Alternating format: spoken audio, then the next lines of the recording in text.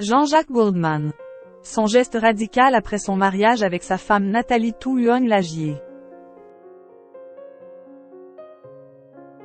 En octobre 2001, Jean-Jacques Goldman a épousé Nathalie Touhuon-Lagier. Un mariage pour lequel le célèbre chanteur a radicalement changé de vie en prenant une très étonnante décision, mais si caractéristique de sa personnalité. Jean-Jacques Goldman n'a pas l'intention de sortir de l'ombre.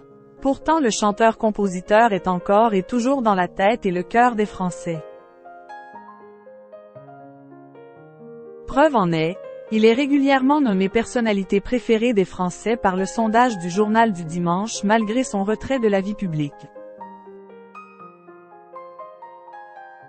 Un choix qu'Will a fait il y a quelques années et qui a surtout marqué la bande des Enfoirés dont il était le pilier pour aider les Restos du Cœur.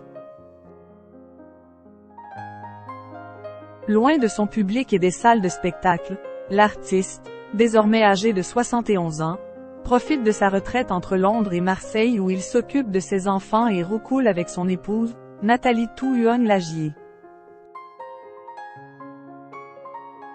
Cette dernière n'était autre qu'une fan qui était âgée de 22 ans quand il l'a épousée en octobre 2001. Ensemble, ils ont eu 3 enfants. Maya, 2004, Kimi, 2005, et Rose, 2007. Un deuxième mariage réussi pour l'interprète de Je te donne. Jean-Jacques Goldman. Ce choix important fait après son deuxième mariage. Loin des paillettes auxquelles il pourrait prétendre avec son incroyable carrière, Jean-Jacques Goldman a toujours cultivé la simplicité.